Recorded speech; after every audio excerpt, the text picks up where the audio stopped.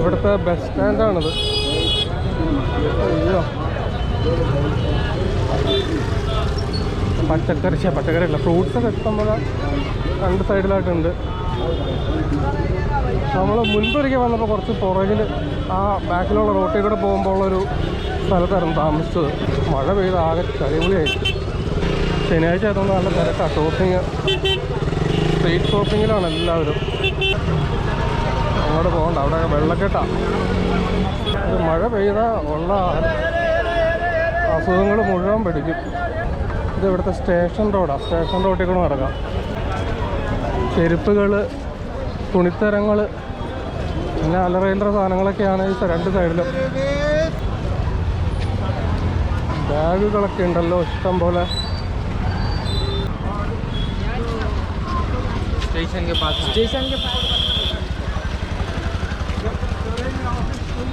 ഇതുപോലെ മഴ പെയ്ത ബാംഗ്ലൂരിൽ എങ്ങനെയാണോ, മഴയാണോ എന്നറിയില്ല. അല്ല, വൃത്തിയോടെ ഇടുകയായിരുന്നെങ്കിൽ മഴ പെയ്താലും കുഴപ്പമില്ലായിരുന്നു. ഇവിടെയൊക്കെ കവറും എല്ലാം ഒക്കെ വലിച്ചെറിഞ്ഞ് ചെളിയും വേസ്റ്റും ഒക്കെ ആയിട്ട് ആകെ കുഴഞ്ഞു മറിഞ്ഞ് കിടക്കുക. മുൻപിൽ കാണുന്ന പഞ്ചവതി ഗ്രാൻഡ്, അവിടെയാണ് നമ്മൾ താമസിക്കുന്നത്.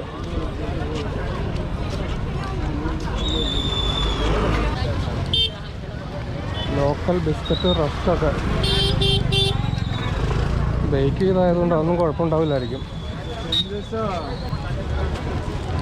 എല്ലാവർക്കും UPI ഉണ്ട്.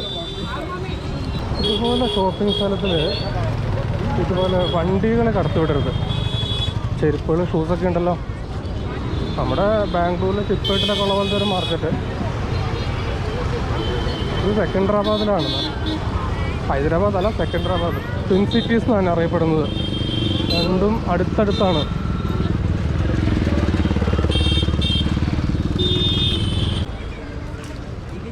കോൺക്രീറ്റ് റോഡാണ്, ടാറല്ല.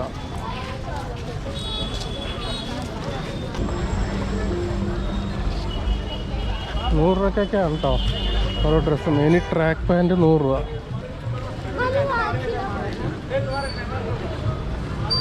ചിക്കോട്ട് പോലെ തന്നെ, ഏകദേശം അതേപോലെ തന്നെയാണ് രൂപം കണ്ടിട്ട്. മോണ്ട മാർക്കറ്റ്.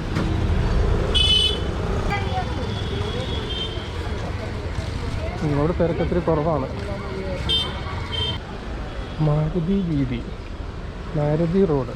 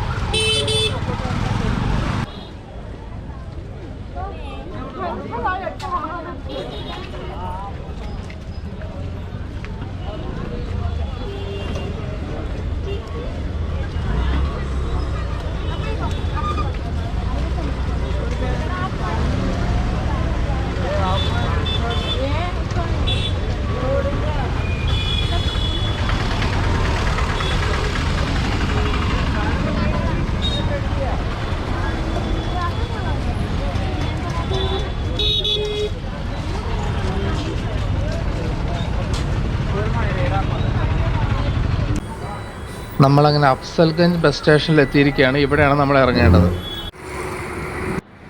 ഇവിടെ അടുത്താണ് സലാർ ജംഗ് മ്യൂസിയം ഉള്ളത്. വാക്കബിൾ ഡിസ്റ്റൻസ് ആണ്. നമ്മൾ മുൻപിൽ കാണുന്നതാണ് സലാർ ജംഗ് മ്യൂസിയം. എന്താണ് എങ്ങനെയാണെന്നൊന്നും അറിയില്ല. ടിക്കറ്റ് ഉണ്ടാവും. അതൊരു മ്യൂസിയം ആണല്ലോ. നമ്മുടെ ഫോട്ടോഗ്രാഫി അലൗഡ് ആണോ എന്നും അറിയില്ല. അത് നമുക്ക് ചോദിച്ചു നോക്കാം. ഇവിടെ ഇത് എന്തൊക്കെയോ എഴുതി വെച്ചിട്ടുണ്ട്. അറബി തെലുങ്കൊക്കെയാണ്. ഒന്നും വായിച്ചിട്ട് മനസ്സിലാവുന്നില്ല. അപ്പോൾ നമ്മൾ ആദ്യം കണ്ടത് എന്തോ ഒരു ക്യാമ്പസാണ്, സ്കൂളോ അങ്ങനെ എന്തോ ഉണ്ട്.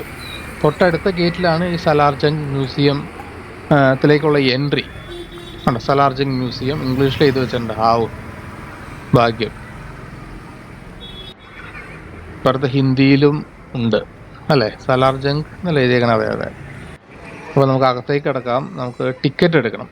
അപ്പം ടിക്കറ്റ് കൗണ്ടറാണ് മുൻപിൽ കാണുന്നത്. ടിക്കറ്റ് എത്രയാണ് റേറ്റ് എന്നുള്ള അടുത്ത് നിന്നിട്ട് നമുക്ക് നോക്കാം. അപ്പം ഒരാൾക്ക് 50 രൂപയാണ് അഡൾട്ടിന്. പിന്നെ മൊബൈൽ ഫോണോ ക്യാമറയോ ഉണ്ടെങ്കിൽ 50 രൂപ. എൻ്റെ അടുത്ത് 2 മൊബൈൽ ഫോൺ ഉണ്ട്. അപ്പോൾ 150 രൂപ ആ വഴിക്ക് അങ്ങ് പോയി. ഇതാണ് ടിക്കറ്റ്. ടിക്കറ്റൊക്കെ കാണാനൊക്കെ നല്ല ഭംഗിയുണ്ട്. 50 രൂപയ്ക്ക് മേടിക്കണമല്ലേ. 2 ക്യാമറ ടിക്കറ്റ്, അതായത് ഫോൺ ടിക്കറ്റ്, പിന്നെ ഒരു എൻട്രി പാസ് 50 റുപ്പീസിൻ്റെ. ഇത് എന്തൊക്കെയോ ബിൽഡിങ്സ് ഒക്കെയാണ്. ഇരിപ്പിടങ്ങളൊക്കെ ഒരുക്കിയിട്ടുണ്ട്. ഗാർഡൻ ഒക്കെ ചെയ്തിട്ടുണ്ട്. എന്തോ വെട്ടി ഗാർഡനിൽ എന്തൊക്കെയോ ഇത് കട്ട് ചെയ്ത് ഉണ്ടാക്കിയേക്കണേവോ. ചെറിയ ഫൗണ്ടൻ ഒക്കെ ഉണ്ടെന്ന് തോന്നുന്നു.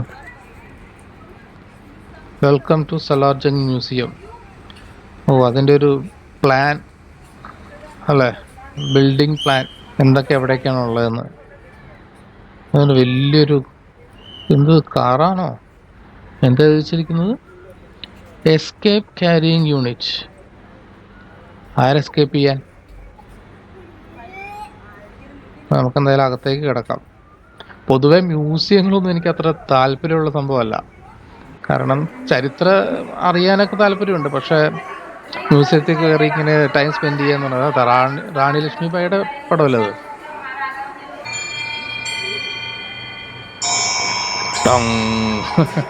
ഇത് കേൾക്കാൻ വേണ്ടിയാണ് ആൾക്കാർ ഇവിടെ കൂടിയിരിക്കുന്നത്. എന്തായാലും അധികം നേരം ഇവിടെ സ്പെൻഡ് ചെയ്യുന്നില്ല. നമുക്ക് ഇവിടെ നിന്ന് ഇറങ്ങാം. ആരുടെയോ ഒരു സ്റ്റാച്ചു അവിടെ വെച്ചിട്ടുണ്ട്. ഹൈദരാബാദ് ഒരു മുസ്ലിം ഭൂരിപക്ഷ പ്രദേശമാണ്. സോ അതുകൊണ്ട് ഇവിടുത്തെ ആർക്കിടെക്ചറും മറ്റ് ഹിസ്റ്ററിയും ഒക്കെ ഇസ്ലാമുമായിട്ട് ചേർന്ന് നിൽക്കുന്നതായിരിക്കും. അപ്പോൾ വീണ്ടും TSRTCയുടെ ഒരു ബസ്സിൽ കയറിയേക്കാണ്. അടുത്ത ലക്ഷ്യം ചാർമിനാറാണ്. ഇതും 20 രൂപയെ മേടിച്ചോളൂ. ഭയങ്കര തിരക്കൊന്നും ബസ്സിലില്ല. ഓ, ബസ്സിന്റെ സൗണ്ട്. അതാ നമ്മുടെ മുൻപിൽ കാണുന്നതാണ് ചാർമിനാർ.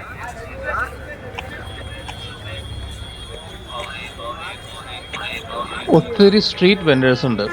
ഇതിനെ ലാഡ് ബസാർ എന്നാണ് വിളിക്കുന്നത്. പല പല ബാഗ്, എല്ലാ സാധനങ്ങളും വിൽക്കുന്ന കടകളാണ് ഇവിടെയൊക്കെ ഉള്ളത്. നമ്മൾ ബാംഗ്ലൂരിലെ ചില ചോർ ബസാറിലൊക്കെ പോകുന്ന പോലെ. ഈ കാണുന്നത് മക്ക മസ്ജിദാണ്. മക്കയിൽ നിന്ന് കൊണ്ടുവന്ന മണ്ണ് വെച്ചിട്ടുള്ള ഇഷ്ടിക ഉണ്ടാക്കി അത് വെച്ചിട്ടുള്ള ആർച്ച് എന്തോ ഉണ്ടാക്കി ഇവിടെ. അങ്ങനെയാണ് ഇതിന് മക്ക മസ്ജിദ് എന്ന് ഉള്ള പേര് വന്നത്. 17ാം നൂറ്റാണ്ടിലാണ് ഇത് നിർമ്മിച്ചത്. ഇന്ത്യയിലെ തന്നെ വലിയ മസ്ജിദുകളിൽ ഒന്നാണ്. ഇതിൽ 10,000 പേരെ ഉൾക്കൊള്ളാൻ പറ്റും ഈ മസ്ജിദിന്. 2007 ഇവിടെ ഒരു സ്ഫോടനം ഉണ്ടായിരുന്നു, ഒരു ബോംബ് ആക്രമണം. 16 പേരോളം മരിച്ചായിരുന്നു എന്ന്.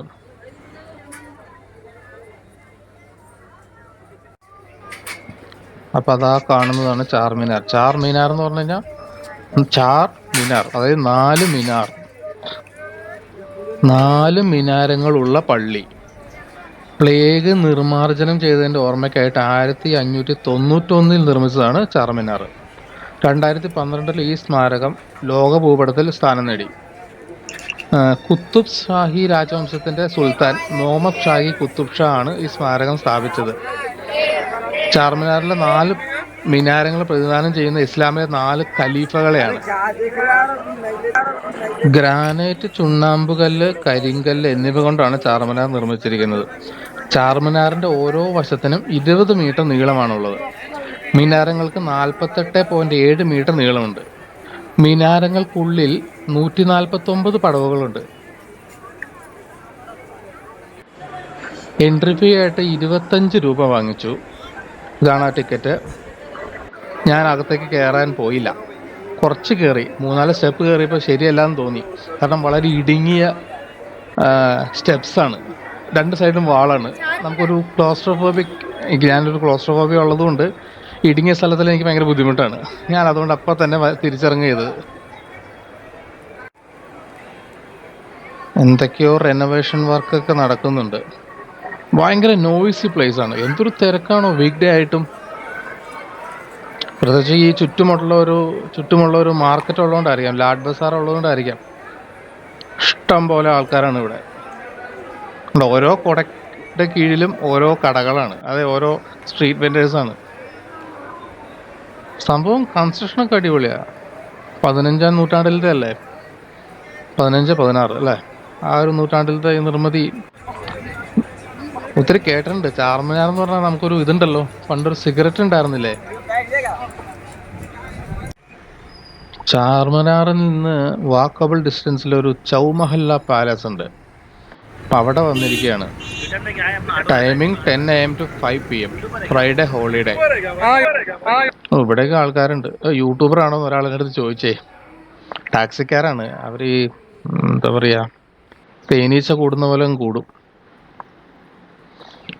ഇതിപ്പോൾ നമ്മൾ സാധാരണ കാണുന്ന ഓരോ പാലസ് പോലെ ഉണ്ട്. ഫ്രണ്ടിൽ വലിയ കോട്ടയാട്, ഭയങ്കര ലാൻഡ്സ്കേപ്പിംഗ് ഒക്കെ ചെയ്ത്, കുറച്ച് പഴയതാണ്. കണ്ടിട്ട് അങ്ങനെയാണ് തോന്നുന്നത്, ഇത്തിരി പഴയതാണെന്ന്. കുറച്ച് മരങ്ങളൊക്കെ ഉണ്ട്. കുട്ടികളൊക്കെ വന്നു കഴിഞ്ഞാൽ ചുമ്മാ ഓടി നടക്കാനുള്ള സ്ഥലമുണ്ട്. ഹൈദരാബാദിലുള്ള നിസാമുമാരുടെ കൊട്ടാരമാണ് ചൗമഹല്ല പാലസ്. 4 കൊട്ടാരങ്ങൾ എന്നാണ് അർത്ഥം. അസഫ് ജാഹി രാജവംശത്തിന്റെ ആസ്ഥാനവും ഹൈദരാബാദ് നിസാമുമാരുടെ ഔദ്യോഗിക വസതിയുമായിരുന്നു ഇത്. നിസാം സലാബത്ത് ജംഗ് ആണ് ഈ കൊട്ടാരം നിർമ്മിച്ചത്. ചാർ അല്ലെങ്കിൽ ചഹാർ എന്ന വാക്കിന് അതിൻ്റെ വ്യതിയാനമായ ചൗ എന്ന വാക്കിന് 4 എന്നും മഹൽ എന്ന വാക്കിന് ഉറുദു, ഹിന്ദി, പേർഷ്യൻ ഭാഷയിൽ കൊട്ടാരം എന്നും അർത്ഥമുണ്ട്. നിസാമുകളുടെ സ്ഥാനാഭരണവും ഗവർണർ ജനറലിനുള്ള സ്വീകരണം ഉൾപ്പെടെ എല്ലാ ആചാരങ്ങളും ചടങ്ങുകളും ഈ കൊട്ടാരത്തിലാണ് നടന്നിരുന്നത്. സാംസ്കാരിക പൈതൃക സംരക്ഷണത്തിനുള്ള UNESCO Asia Pacific merit award 2010 March 15-ന് ചൗമഹല്ല പാലസിന് ലഭിച്ചു. തരത്തിലുള്ള സ്ത്രീജനങ്ങൾ പുറത്തോട്ട് നോക്കിയിരുന്ന കിളിവാതിലായിരിക്കും ഇത്, അല്ലേ, പരിവാരങ്ങളൊക്കെ കാണാനൊക്കെ. ഇവിടെ മുഴുവൻ ഭിത്തിയിൽ അമ്പും വില്ലും കുന്തവും കുടച്ചക്രവും കടാരയും തോക്കും എല്ലാം ഉണ്ട്. ആ വാള്, ആഹാ കൊള്ളാലോ, നല്ല വാളും പരിചയമൊക്കെ ഉണ്ട്. ഇങ്ങനെയായിരുന്നു അന്നത്തെ കാലത്തെ വസ്ത്രം. ഇതിപ്പോൾ നോർമൽ ഡ്രസ്സ് പോലെ ഉണ്ടല്ലോ. അവരുപയോഗിച്ചിരുന്ന, രാജാക്കന്മാരുപയോഗിച്ചിരുന്ന ജാക്കറ്റുകളൊക്കെയാണ്. ഒരു കെട്ടിടം അവിടെ ആകെ ഇടിഞ്ഞ് പൊളിയാറായി ഇരിക്കുന്നുണ്ട്, പായലൊക്കെ പിടിച്ച്. ഇവിടെ നിന്ന് നോക്കിയിട്ട് നല്ല രസമുണ്ട്, അല്ലേ. വലിയ ഫൗണ്ടനൊന്നും വർക്കിംഗ് അല്ലായിരിക്കും. ഇവിടെ കുറച്ച് വിൻറ്റേജ് കാർസിൻ്റെ കളക്ഷൻ ഉണ്ട്. എന്ത് വലിപ്പാന്ന് നോക്കി അന്നത്തെ കാലത്ത് കാറുകൾക്ക്. കിങ് കോത്തി ഹൈദ് സി ഗ്ലാസ് ഉള്ളത് കൊണ്ടേ നമ്മൾ റിഫ്ലക്ഷൻ ഉണ്ടാവും. ആ ബൈക്ക് ബുള്ളറ്റുകളാണ് അന്നത്തെ. ബുള്ളറ്റ്. നമുക്കിനി ഇവിടെ നിന്ന് ഇറങ്ങാം. മഴ വരാനുള്ള സാധ്യത കാണുന്നുണ്ട്. വിശാലമായ ഹുസൈൻ സാഗറിലേക്ക് കണ്ടോ.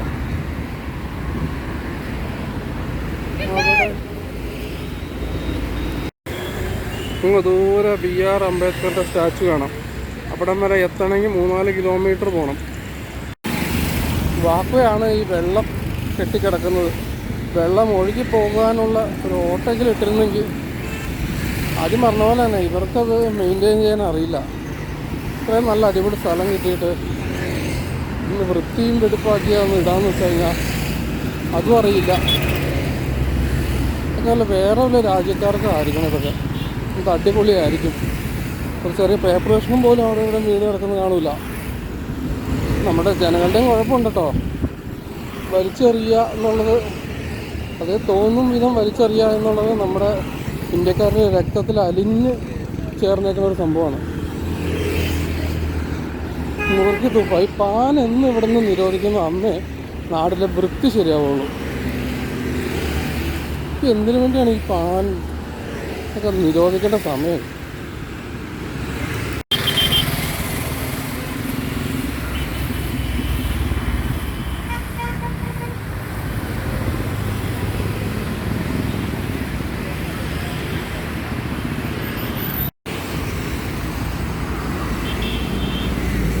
ഈ ഭാഗത്ത് ഇത്തിരി വൃത്തിയുണ്ട്, നല്ല രീതിയിലൊക്കെ വെച്ചിട്ടുണ്ട്. അതിവിടെ വിവേകാനന്ദ സ്റ്റാച്ചു ആണോ? അല്ല അല്ലേ, ഇത് കുമരം ഭീം സ്റ്റാച്ചു, അപ്പുറത്ത് റാണി രുദ്രമദേവി സ്റ്റാച്ചു ആണ്.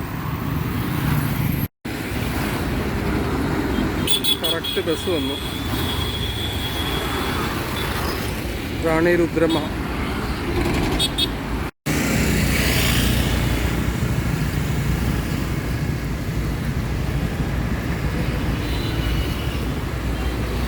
അവിടെ ഒരു പാർക്കുണ്ട്. ബോട്ടിങ്ങോ സൈഡിങ്ങോ ഒന്നും ഇപ്പോൾ ആക്റ്റീവ് അല്ല. അവിടെ ഇന്ത്യയുടെ ഒരു ഫ്ലാഗ് ഉണ്ട്, കാറ്റുണ്ടെങ്കിൽ പറന്നേനെ. ആദ്യം പറഞ്ഞ നമ്മുടെ PR അംബേദ്കറിൻ്റെ സ്റ്റാച്ചു. ഇവിടെയും വേറെ ആരുടെയോ സ്റ്റാച്ചു ഉണ്ട്. അത് ഇനി മാപ്പിൽ നോക്കി സൂം ചെയ്ത് അത് ആയില്ല കേട്ടോ ഈ സ്റ്റാച്ചുകളൊക്കെ വെച്ചിട്ട്. കണ്ടിട്ട് നല്ല പുത്ത സ്റ്റാച്ചു പോലെ.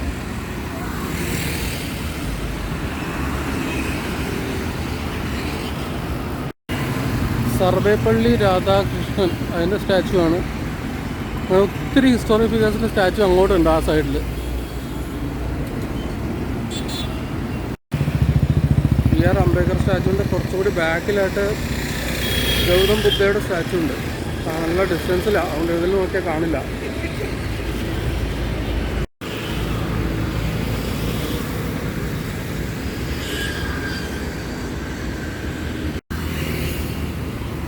പ്രൊമിനൻറ്റ് ഹിസ്റ്റോറിക്കൽ ഫിഗേഴ്സിൻ്റെ സ്റ്റാച്ചു ഇനി ആരും ഏതൊക്കെയാണെന്ന് നോക്കാൻ പറ്റില്ല എനിക്ക്. ഗൂഗിൾ മാപ്പ് എടുത്ത് സൂം ചെയ്ത് നോക്കണം.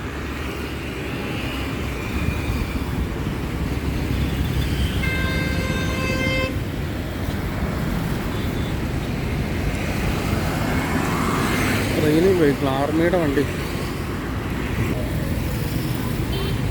അവിടെ ബാറ്റൻ്റെ ഒക്കെ കൊണ്ട് വെച്ചത്.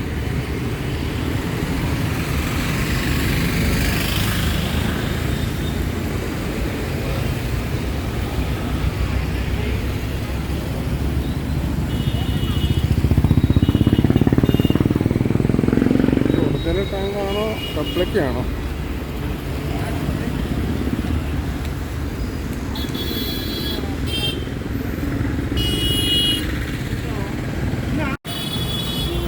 On regardless present to the citizens of the two cities. ഇവിടെ എന്താണ് ഒരു നിർമ്മിതി?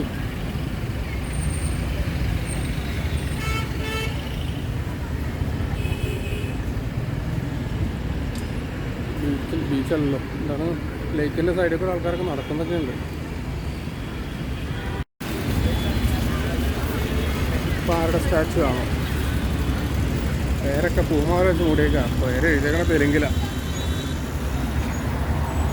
എന്തായാലും ഏതോ ഒരു കിടലൻ ആളാണ്. ആ ലുക്ക് കണ്ടില്ലേ, കുതിര നോക്കണുണ്ടല്ലോ.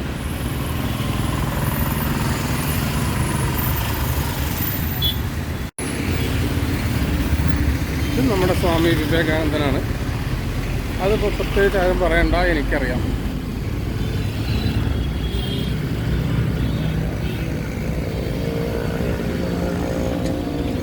ഇവിടെ വെള്ളം കെട്ടിക്കിടക്കുക കേട്ടോ. എത്ര ലജ്ജാവഹമാണെന്ന് നോക്കിക്കേ.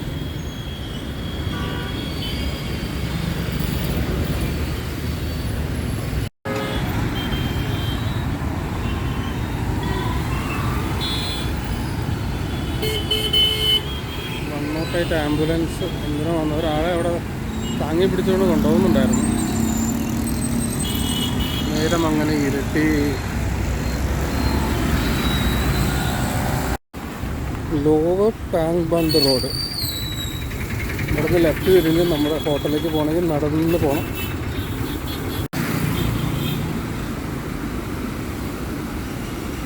അവിടെ വൃത്തിഹീനമായ ഒരു കനാൽ ലെഫ്റ്റ് സൈഡിലുണ്ട്. പോയി നോക്കാൻ പോലെ എനിക്ക് അറപ്പ് തോന്നുന്നു. ചുമ പിടിച്ചു. ഓർമ്മയില്ല, ഇവിടെയൊക്കെ ഈ പെയിൻറ്റിൻ്റെയൊക്കെ മണമാണ്. ഫുള്ളും കാറ് വർക്ക്ഷോപ്പുകളാണ്, പെയിൻറ്റിങ് ബോഡി വർക്കൊക്കെ ചെയ്യുന്നത്. അതിൻ്റെ ആ കുത്തുള്ളിലേക്ക് പോയിട്ട് പെട്ടെന്ന് ചുമ വന്നു.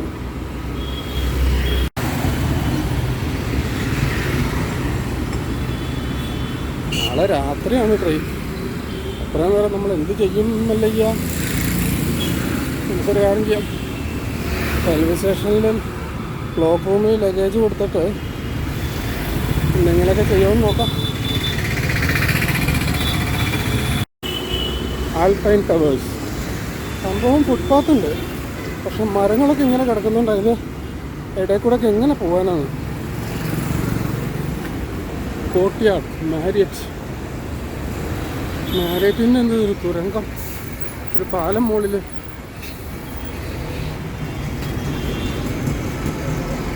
സമയം ഇപ്പോൾ 7 മണിയായി. നേരെ ഇരുട്ടിയിട്ടില്ലല്ലോ.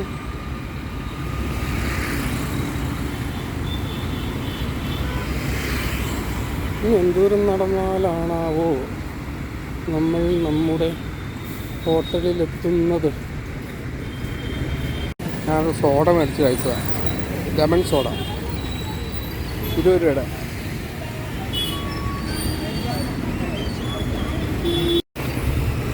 നല്ല വെള്ളമായിരിക്കും ആവോ,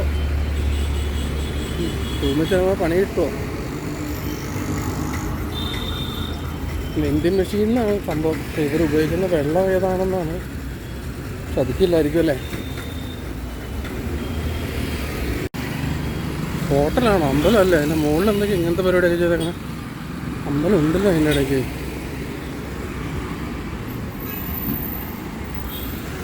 ഓം ദുർഗ വെജ് ഫുഡ് സ്ട്രീറ്റ് ഫുഡുകളുടെ സ്ഥലമാണല്ലോ. Zaitoon food corner.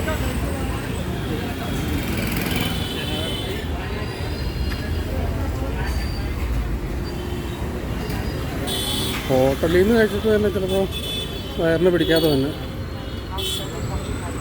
നമ്മളങ്ങനെ തിരിച്ച് നടന്ന് ബൈബിൾ ഹൗസ് സർക്കിളിലെത്തി. കര ഷോപ്പോ എന്തത്? ഏതാ? കാക്കിനട ലിംഗംപള്ളി. ഓക്കെ, എങ്ങോട്ട് പോകുന്ന ബസ്സാണ്?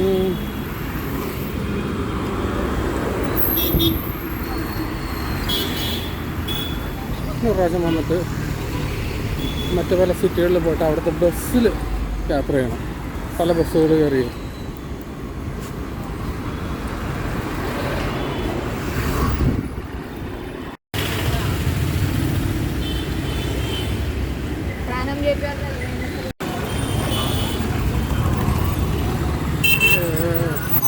ആരുടെ ക്ഷേത്രമാണോ?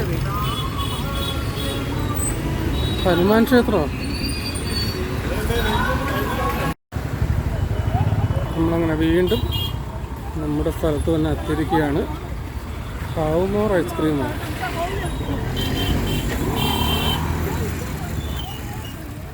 എങ്ങോട്ടാ പോകണ്ടേ?